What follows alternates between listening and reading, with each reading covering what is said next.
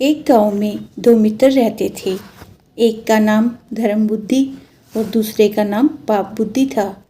धर्म बुद्धि दया, धर्म की बातें सोचा करता और उन पे अमल भी करता था, और पाप बुद्धि हमेशा पाप की ही बातों में अपना समय व्यतीत किया करता।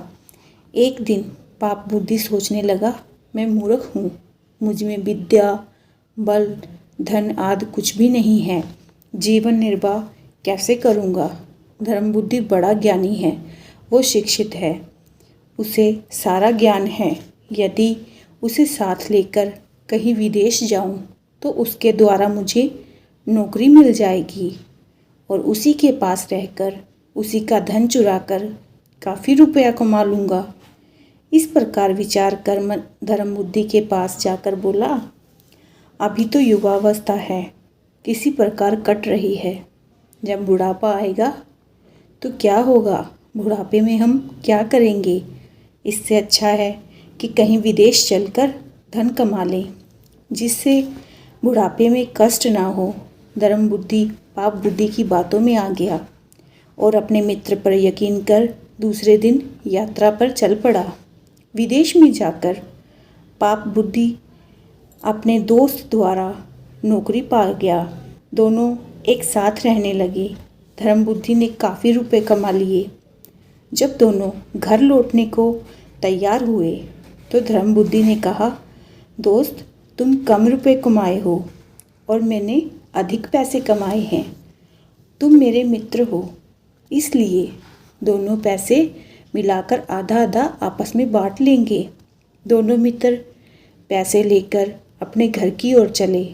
जब गांव एक कोस रह गया तब पाप बुद्धि ने कहा, मित्र, सब रुपए घर मत ले जाओ, नहीं तो परिवार में सारे रुपए जाते ही ख़त्म हो जाएंगे। इसमें से थोड़े पैसे हम ले चलते हैं और बाकी किसी अज्ञात जंगल में जाके ज़मीन में दबा देते हैं। जब हमें इनकी आवश्यकता होगी तो हम उसी अनुसार इसमें से रुपए ले जाया करेंगे। धर्म बुद्धि ने कहा, अच्छी बात है, पृथ्वी में गाड़ देते हैं।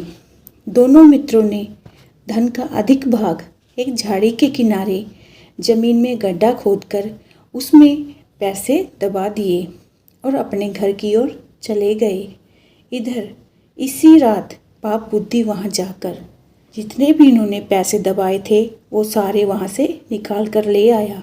कुछ समय बाद धर्म बुद्धि के पास जाकर बोला, मित्र, मेरा परिवार बड़ा है, जो धन हम ले गए थे वो सब खर्च हो गया है, अब चलकर कुछ धन ले आते हैं।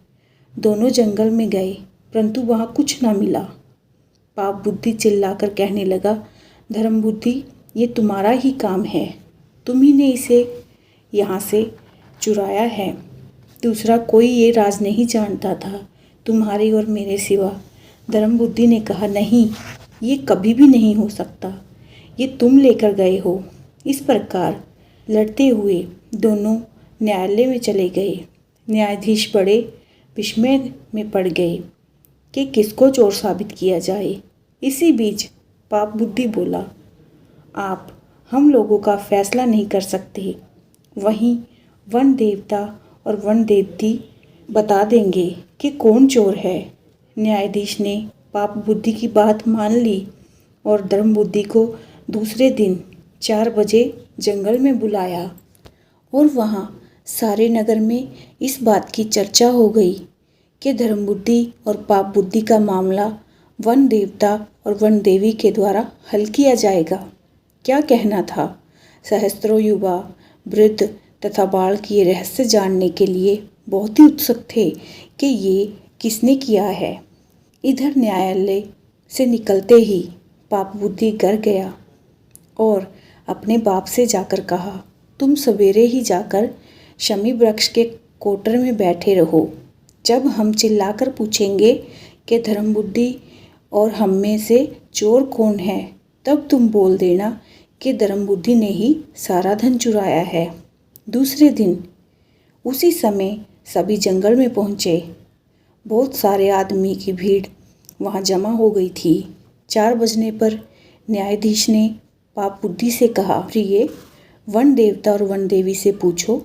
पाप बुद्धि ने कर्कश स्वर में बहुत तेज चिल्लाकर कहा, हे वन देवताओं, वन देवियों, आप ये बतलाएं कि पाप बुद्धि और धर्म बुद्धि में से चोर कौन है। पाप बुद्धि के कहते ही शमी के कोटर से आवाज़ आई, सुनो सुनो, मैं बताता हूँ। धर्म बुद्धि चोर है, इसी ने यहाँ से सारा धन चुरा लिया है। इस आकाशवाणी ने सबको विश्वास दिला दिया कि धर्म बुद्धि चोर है।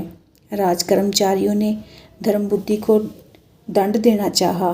तब धर्म बुद्धि ने कहा, जरा ठहरिए।